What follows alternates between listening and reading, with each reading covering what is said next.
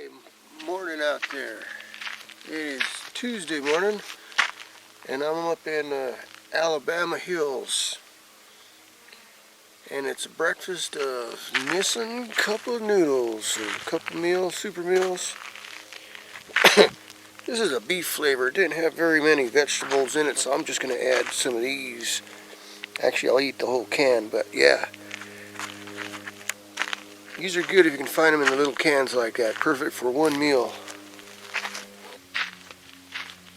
Now I got up about 8 o'clock, and all I had to do was put away my tent cot, my campsite tent cot.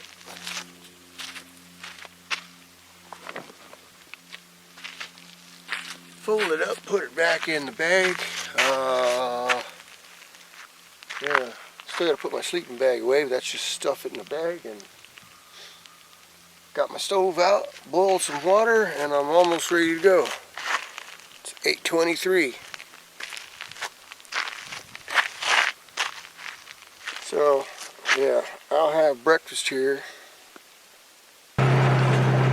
Beautiful. It's so beautiful. To the left, to the right.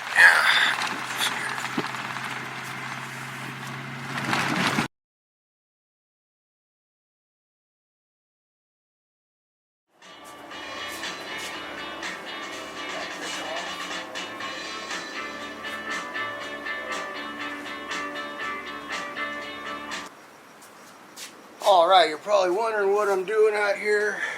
I am doing some little preventive maintenance. But what I noticed when I got back, just looking over the truck again, is that the radiator's dirty. Alright, so when I say the radiator's dirty, I don't mean the inside's all rusted up and gunked up. It's the outside. I've seen this happen a lot. People do a lot of highway miles, cross country and stuff like that.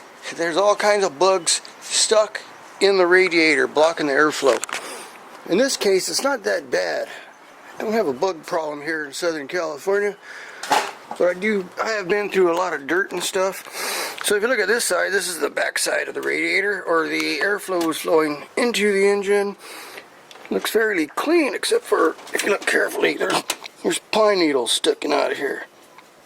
Yeah, pine needles and stuff. That's on the outside, or the inside. Look how tiny this radiator is. This is not no 4-core V8 radiator, is it? Man. One thing is, I don't want to pull the radiator. I don't want to drain the antifreeze and all that stuff. That would be the proper way to do it. But I'd have to disconnect the transmission lines and all that stuff. Man, let's try to keep this simple. I don't want to drain everything. So, first thing is you got your radiator. So what I think I'm going to do is blow it out. Or not blow it out. I'm going to soak it down with maybe some Simple Green. And then run the hose through with some water and kind of flush it out in reverse flow, if you know what I mean. Okay, so here's the front here, and this is the plate you get with ARB, the bumper I got on here.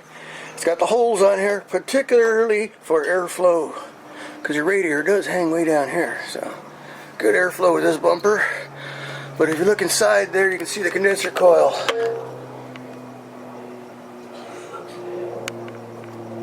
See how it's clogging up? What does the guy say from the tool show with Shmoo? Yeah. So, that could be affecting your efficiency of your air conditioner system. Number one.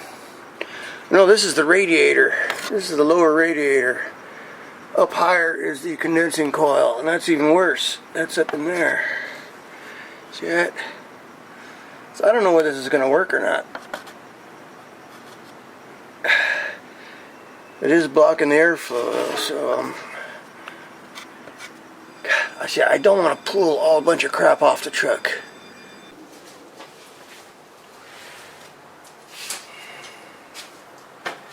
So I ended up having to take the grill off, and to take the grill off, I got to take the light bar off. The good thing about that, I put a plug on it, so.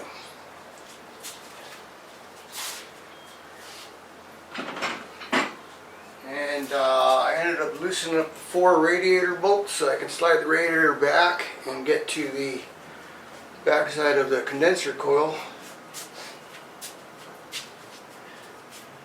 Soak it down with some simple green, and hopefully that loosens that stuff up. Clean the cooler fins off. You don't want to smash those fins because air flows in between them. You gotta be careful. The same thing happens to the evaporator coil inside the truck for your AC system. All those little fins will get clogged up over time from dust and stuff just collecting in there, you know, because it's cold. That's the cold side of your air conditioner. This is the hot side. And that is inside the truck, and that's just a whole nother job to get to that and try cleaning it.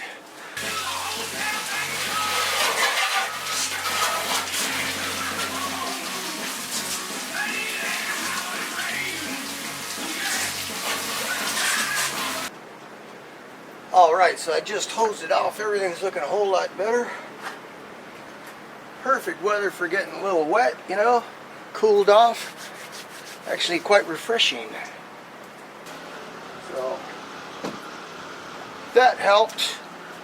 Just gave it a good squirt right now, and it's looking a lot better. I can actually see daylight through some parts, so that's good.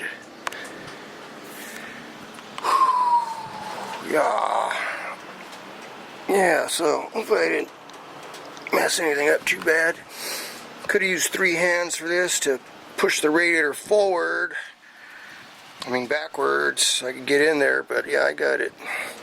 I mean, it's held on with the hoses right now, so there's a little tension on there. It's like, get back, dang it. Just need a room to squirt the bottle in there, get the bottle in there and soak everything down real good. Without dismantling everything.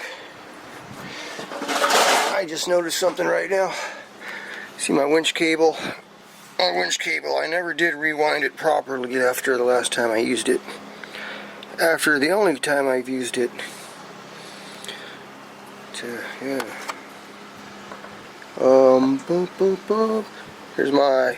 Here's where I mounted my magnifying trans filter.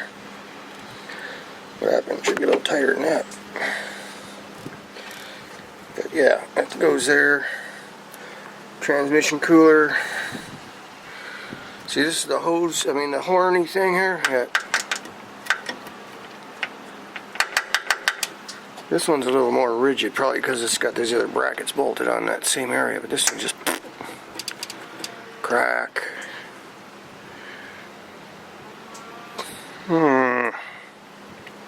So hopefully the AC and everything is going to work better now. I had no issues with overheating, but you know, these things come out of the blue. You'll never know till it happens. You don't want to wait till that. So, as you can see in there now, nice and clean. Now, yeah. Now you might take it to a radiator shop, and they'd probably pull the radiator. Maybe they'd clean the condenser coil. If you took it to a AC shop, they may clean the condenser coil at the same time. It might be cheaper for them just to replace it. You know, unbolt the thing, put a new one in, instead of cleaning the thing. I mean, time-wise, it's time-consuming, you know, and that's where they make their money, on the time there. Faster they do it, the more money they make, right? So they tell you they cleaned it, and they'll just put a new one in there and charge you 1 arm and 1 leg, right?